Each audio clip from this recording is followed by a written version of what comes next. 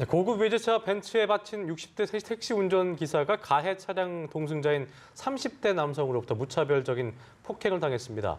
벤츠 운전자는 그 자리에서 도주했고 음주운전까지 의심됐지만 경찰은 이를 규명하지 못했는데요. 네, 이 소식을 포함한 사건, 사고 소식들 사회부 박효정 기자와 함께 짚어보도록 하겠습니다. 어서 오십시오. 참 국민들이 또 공부를 살 만한 사건인 것 같습니다. 아들뻘 되는 그 남성이 아버지 뻘 되는 분을 이렇게 폭행한 사건인 건데 택시기사인 이 폭행 피해자가 제보를 해오면서 사건이 알려진 건데요. 블랙박스에 사건 정황이 다 담겼다고 해서 저희가 영상을 준비했는데 화면 보시면서 설명을 좀 부탁드리겠습니다. 예. 네, 제보 영상을 보시면요. 예. 이 택시 블랙박스에 찍힌 화면입니다. 앞에 있던 약간 집차 같은 게 저기 이제 벤츠 차량인 거죠. 예. 벤츠 차량인데요. 치던이 지금 달아나죠. 그러니까 약간 편집된 부분이 있는데요. 네네. 달아나고 그 빨간 동그라미 보시면 됩니다. 그 다음에는 두 남성이 이렇게 실갱이를 벌이다가 이제 폭행으로 치닫고 있는데 그 60대 택시 운전자 그리고 한 명은 벤츠의 동승에 있던 30대 남성입니다. 이렇게 자세히 확인해 보시면 주로 60대 남성이 폭행을 당하는 쪽이고요. 그다음에 경찰이 출석을 합니다.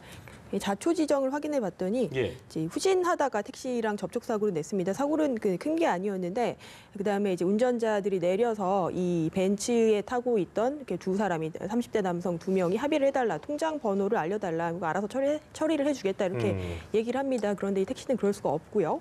그래서 합의를 거부하자 이 동승자인 30대 남성이 무차별 폭행을 하고 그 사이에 벤츠 차량은 달아났습니다. 경찰이 도착한 뒤에야 멈췄는데요. 이 택시기사, 60대 택시기사는 갈비뼈가 부러지는 중상을 입었습니다. 택시가 오래 됐다고 하더라고요. 보니까요. 길게 폭행이 이루어졌고 갈비뼈까지 상해를 입었다는 그렇습니다. 것입니다. 네. 자, 일단은 음주운전이 의심이 됐지만 규명이 되지 않았습니다. 여기에 대해서 경찰이 초동 조치를 좀 잘못했다라는 지적이 있는데 어떤 내용입니까? 일단 보신 영상이 그 사건이 발생한 시각은 새벽 2시거든요. 여기가 그 경기도 용인 수지구현 뒷골목입니다. 이제 그런 술집들도 많고요. 이런 번화한 곳인데 이 택시기사 주장에 따르면 운전자가 내리는 순간 술 냄새가 확 났다. 그리고 이 동승자도 마찬가지였다는 겁니다. 그리고 이 운전자가 뭐라고 했냐면요. 대리기사를 부를 거다라고 이야기를 했습니다. 그 말인즉슨 술을 마셨다는 것을 간접적으로 인정하는 거거든요.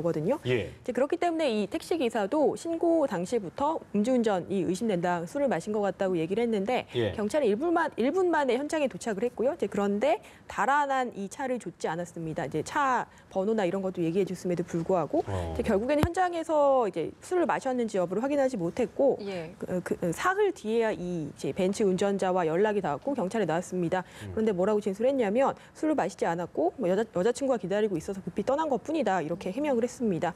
결국은 이 운전자는 음주는 알 수가 없고요. 그거는 뭐 처벌받을 수 있는 게 아닌 거죠? 확인을 해야 되는데 그 당시에 그렇죠. 이제 술을 마셨다면은 확인할 수 있는데 사흘이 지났고 그 당시에 음주를 했는지는 확인이 불가능하기 때문에 이제 사고를 처리 않고 떠난 것에 대해서만 이제 죄를 물을 수가 있는 거죠. 도로교통법 위반 혐의가 적용이 되고요.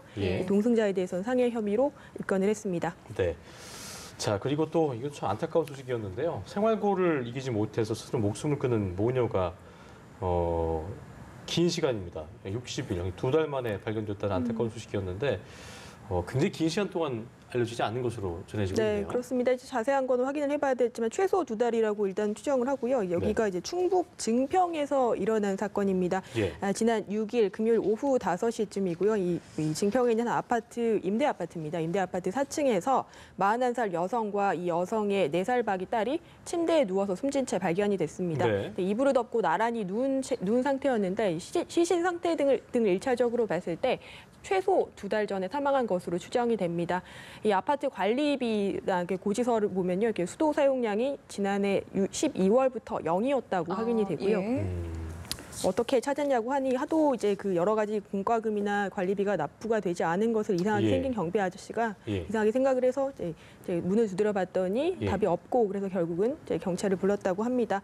유서가 발견이 됐는데요. 혼자 살기가 너무 힘들다, 딸을 먼저 데려간다 이런 내용이 담겨 있었습니다. 이 숨진 여성의 남편이 있었는데요. 이 남편이 신만이 생활을 해오다가 지난해 9월에 스스로 목숨을 끊었습니다. 이 홀로 남겨진 여성에게는 빚이 수천만 원이 있었고요. 그리고 4살박이 아이가 있었습니다. 경제적 고통을 심각하게 겪어왔던 것으로 알려졌고요. 이 임대 아파트 월세가 8만 원 정도로 알려져 있거든요. 네. 월세와 또 수도비, 전기 요금까지 수개월치가 미납된 상태였습니다. 예. 이 얘기를 들으니까 이제 4년 전에 있었던 송파 세모녀 사건과 좀 흡사하다라는 생각이 좀 드는데요.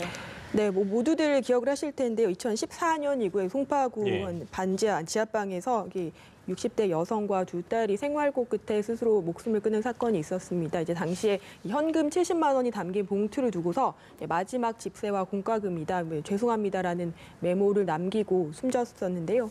이 세 모녀는 당시에 이제 정부나 지자체에 어떤 도움을 받지 못했던 것으로 알려져서 이제 국민기초생활보장법을 개정하기도 했었던 그런 계기가 됐던 큰 사건이거든요.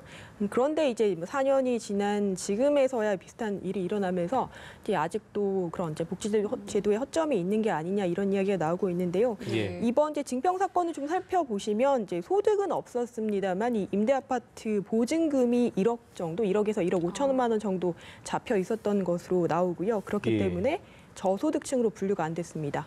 그랬군요.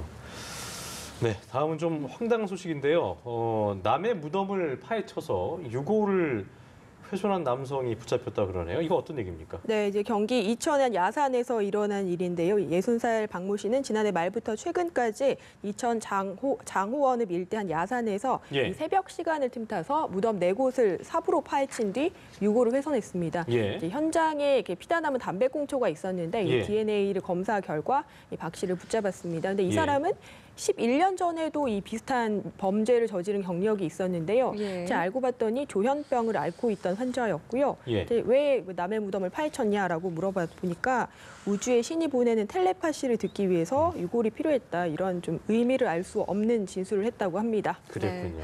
자, 대학가에서는 미투와 관련해서 좀 시끄럽다고 하는데요. 예. 서울의 한 대학 교수가 제자를 성폭행한 혐의로 고소당했다는 소식도 있었네요. 네, 이제 정확히 알려지지는 않았는데 이제 서울의 모 여대에서 일어난 일입니다. 이 대학 교수인 50살 A 씨가 제자를 성폭행한 혐의로 조사를 받고 있는데요. 네. 이 여성 제자의 주장을 일단 소개를 해야면요. 지난 2016년 교수의 제안으로 1박 2일 여행을 다녀왔고 예. 1년간 수차례 성폭력 피해를 당했다. 이렇게 말하면서 일단은 교내 상담센터에 신고를 했습니다. 이 여행 당시에 어떤 성적인 관계를 나는 분명히 거부 의사를 밝혔지만 교수가 강제를 했고 이후에도 성관계 요구를 계속했다. 그리고 심지어는 이 교수가 이혼을 했다. 이제 나랑 결혼을 하자고 약속을 하면서 예. 성관계를 계속 요구했다. 근데 그래놓고서는 이제 실제 이혼 후에 다른 배우자를 만나서 결혼을 하고 그 자체도 자신에게 알리지 않았다. 이렇게 얘기를 했습니다. 여기까지는 그 이제 학생의 주장인데요. 예. 학교 측은 일단 이 주장에 신빙성이 있다고 보고 교수를 경찰에 고발하면서 지난 2월에는 직위 해제를 했습니다. 근데 교수 측 주장을 좀 들어보시면요. 이 학생과 사적인 관계를 맺은 것 자체는 인정을 하고 부끄럽게 생각을 한다.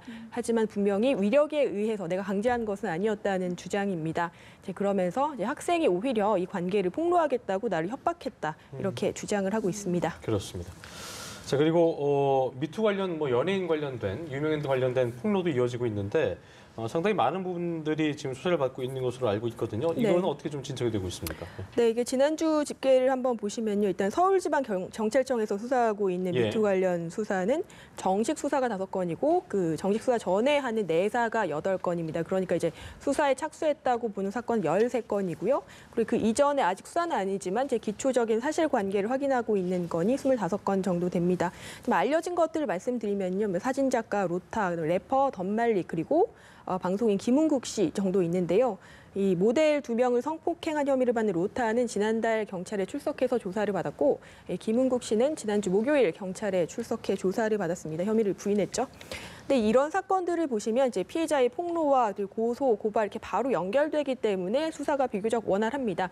그렇지 않은 경우도 많은데요. 이제 앞서 가해자로 지목됐었던 영화배우 조재현 씨 그리고 영화감독 김기덕 씨의 경우에는 그럼 어떻게 되고 있습니까? 네, 이게 예. 어떤 한 방송사의 폭로로 굉장히 뜨거운 관심을 받았고 그렇죠. 가해자들 굉장히 그 피해 사실들이 적나라하게 보도가 됐었거든요. 예. 예. 그럼에도 불구하고 막상 수사기관이 나선 상태에서는 피해자들이 나서서 증언을 하기 좀 꺼리고 있다고 합니다. 신문 유출된 게 좀 이렇게 좀 두렵기도 네. 하겠고 네, 여러 가지 그렇죠. 있겠군요. 네. 이제 그러는 사이에 어떤 이제 이 두 사람의 경우 연락이 잘 되지도 않고요. 김기덕 씨 같은 경우 해외에 나갔다는 이야기도 있거든요. 그렇기 때문에 예. 이 사실상 잠적한 게 아니냐 이런 것도 있는데 사실 이 미투 관련해서 문화예술계 폭로가 굉장히 많았는데 이게 예. 분야별로 굉장히 다르거든요. 뭐 연극, 뭐 영화, 그렇죠. 뭐 이렇게 뭐 굉장히 다른데 근데 영화계에서는 굉장히 이렇게 뿌리 깊이 박혀 있었고 이것을 이제 한 번에 드러내기에는 좀 시간이 많이 걸리지 않나 이런 생각이 듭니다. 그렇군요. 네, 알겠습니다. 사건 사고 소식들 사배부 예. 박효정 기자와 알아봤습니다. 오늘 말씀 고맙습니다. 고맙습니다.